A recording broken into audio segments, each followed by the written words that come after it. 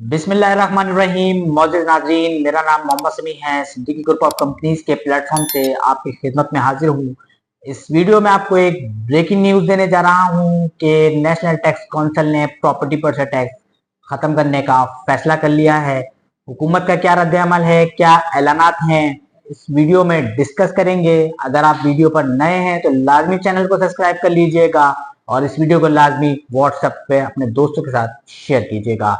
Real estate से वाबस्ता जितने भी दोस्त अहबाब हैं वो ये बात जानते हैं कि 2 साल के अंदर प्रॉपर्टी टैक्सेस में होशुबा इजाफा देखने में आया है, जिसकी वजह से सूबों ने जो अपने अहदाफ रखे थे, मतलब पंजाब का अहदाफ था 160 अरब, जिसको वो पूरा नहीं कर सके। इसी तरह केपीके का अहदाफ था 45 अरब, जिसको उन्होंने अचीव किया क्योंकि उन्होंने प्रॉपर्टी पर टैक्सेस नहीं लगाए थे, जिसकी वजह से उन्होंने अच्छा रेवेन्यू जनरेट किया।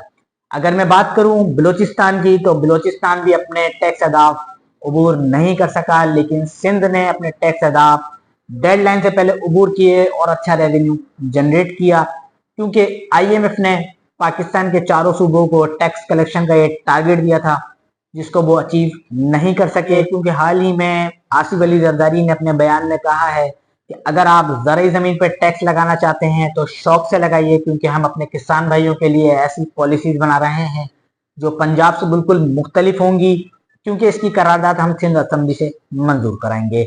इस तमाम सूरत को देखते हुए नेशनल टैक्स काउंसिल ने मीटिंग कॉल की है और चारों सूबों को इनवाइट किया है, जिसमें एफबीआर के नुमाइंदों ने भी शिरकत की है और चारों सूबों की ज्यूरीज ने मुश्तरका नेशनल टैक्स काउंसिल से ये गिला किया है कि आपने रियल एस्टेट सेक्टर पे भारी टैक्सेस आयद किए हैं, जिसकी वजह से इन्वेस्टर मार्केट से अपना पैसा निकालकर बैरून मुल्क शिफ्ट कर रहे हैं और दूसरा लोगों का प्रॉपर्टी से रुझान खत्म होता जा रहा है, जिस पर नेशनल टैक्स काउंसिल ने और चारों सूबों की जूरी ने ये डिस्कस किया है कि रियल एस्टेट सेक्टर पर से टैक्स को खत्म कर दिया जाएगा, लेकिन जवाब ये बनाया जाएगा क्योंकि आईएमएफ सर पर मौजूद है तो इस टैक्स को कहीं और एडजस्ट करना पड़ेगा।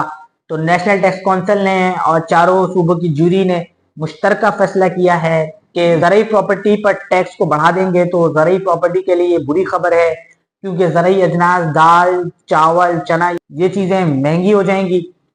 लेकिन फिल वक्त ये चीज़ें करना ज़रूरी थी, क्योंकि 2 साल से रियल एस्टेट सेक्टर डाउन है, लोगों का एतमाद खत्म होता जा रहा है। जराए का कहना है कि नेशनल टैक्स काउंसिल और चारों सूबों की जूरी में मुश्तरका फैसला हुआ है कि 30% तक प्रॉपर्टी पर से टैक्स को खत्म कर दिया जाएगा, लेकिन सिंध ने आवाज बुलंद की है और कहा है कि प्रॉपर्टी पर से 70% टैक्स कम किया जाए, क्योंकि जो आम लोग थे जो 120 गज का, 200 गज का, 300 गज का प्लॉट या घर खरीदते थे, टैक्स देते थे, रजिस्ट्रेशन कराते थे, इसी वजह से अच्छा रेवेन्यू जनरेट होता था, जिस पर नेशनल टैक्स काउंसिल ने एग्री किया है और यकीन दहानी कराई है चारों सूबों को कि 2 हफ्ते के अंदर नोटिफिकेशन जारी कर दिया जाएगा, जिसमें बाकायदा प्रॉपर्टी पर से टैक्स खत्म होने का ऐलान किया जाएगा। लेकिन मेरा अपना तजर्बा कहता है कि कोई बीच का रास्ता निकाला जाएगा और प्रॉपर्टी पर से 50% टैक्स खत्म कर दिया जाएगा। लेकिन अभी नोटिफिकेशन का इंतजार है। उम्मीद यही है कि ज्यादा से ज्यादा प्रॉपर्टी पर से टैक्सेस खत्म किए जाएं,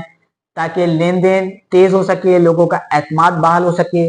लेकिन गवर्नमेंट पॉलिसीज बहुत अच्छी तश्कील दे रही है, तो लगता यही है कि 2025 में real estate and construction sector का उरूज होगा। तो मोहम्मद समी को इजाजत दीजिएगा, अपने खास दुआ में याद रखिएगा। अल्लाह हाफिज।